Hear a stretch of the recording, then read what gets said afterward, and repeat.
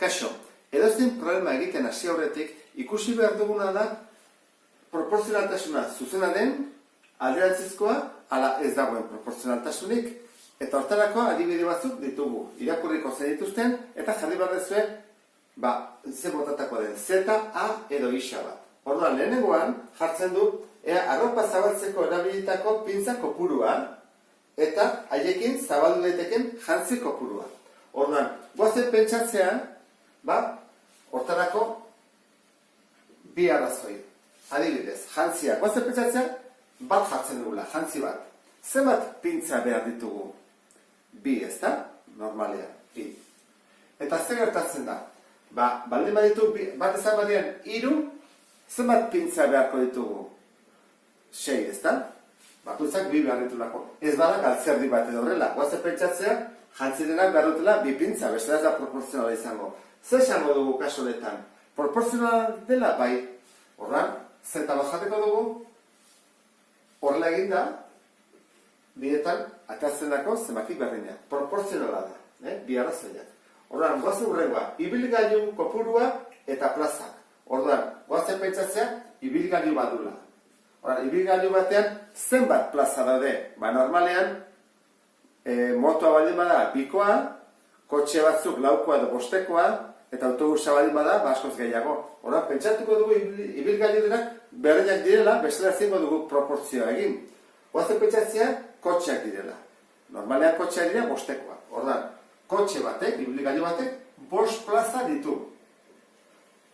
Orduan, baldin bada ditut adibidez, 3 kotxe, zenbat plaza ditut? Biderriru, ez da? 15. Ikusten ez duen bezala, egin dut. Biderriru? Hore biderriru.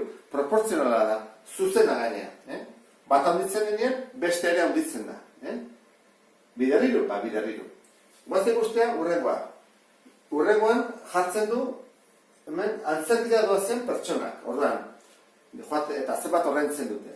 Joaten bada pertsona bat, eta balio badu, 20 euro, pixka gaiztea da, baina hori horrendu bada batzetan, joaten badira adibidez 3 pertsona, zenbait horrendu beharko dute? 60, ez da? Zer egin dut? Hau biderriru eta hau biderriru. Logika da. Orduan, hau ere izango ezake zuzena. 3ak zuzenak dira. Zer gertatzen da? Urrengoan.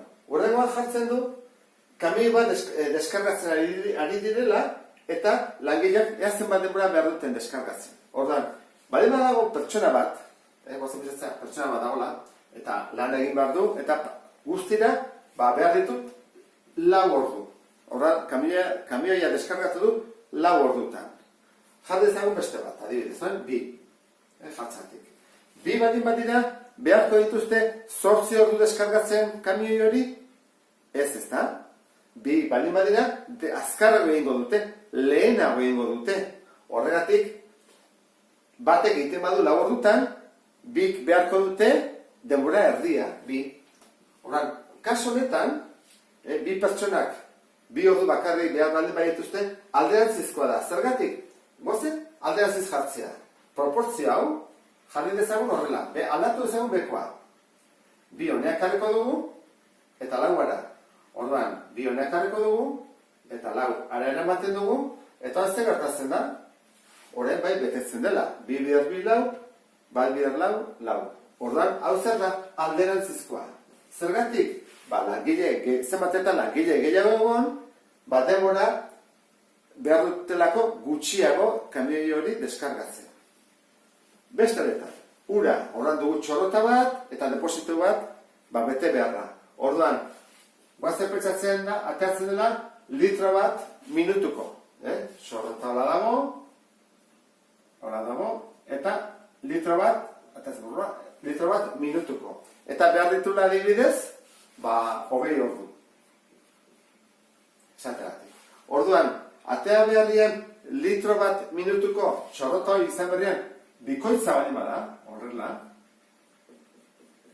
Gehiago da, bikoitza baina, bikoitza baina bada, orduan, 2 litro atatzen badia minutuko, zenbat denbora beharko du? Denbora gehiago beharko du deposito betetzen?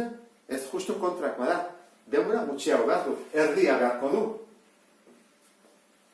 Orduan, kaso honetan ere, buelta ematen badiogu, ikusi, jartzen badut 10, eta hemen 10-lekoan 20, hori egiten badut, betetzen da. Horregatik, hau ere alderantzizkoa da. Zenbat eta txorrota handiago izan, beharko dudan denbora deposituei betetzen gutxiago da.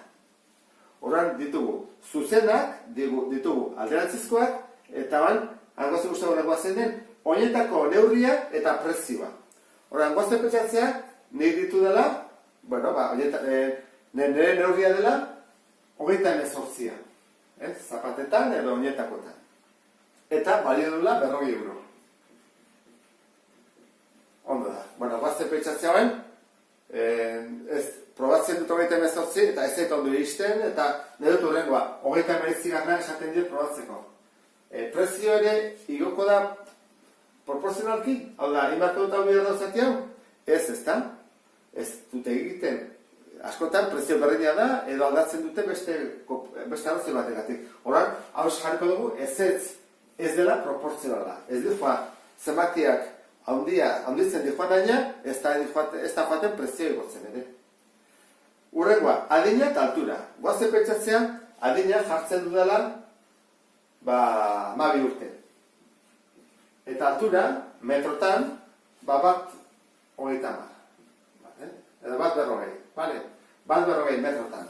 Altu xamarra dihoan, 12 urtekin, eta ordan goazen bikoiztea, abertze gertatzen da.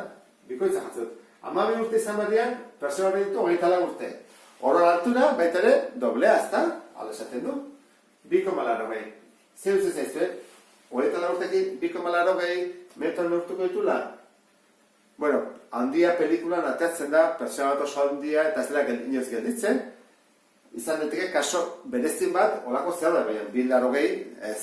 Orduan, zer gertatzen da? Kaso honetan ere ez dela proporzionala, ez da jako. Horra esango dugu, hau ere ez. Adinean behar zer, nik bali baitut urte bikoitza, altura ez dut izango bikoitza. Eta hirukoitza, eta laukoitza, eta zer gertatzen da. Ni ditu danean, 40 urte zer izango ditut 8 metro, 10 metro, torrela, ez da. Horren, hau da, lehenengo gauza egin behar duguna, problemak egin aurretik. Gure arte, agur.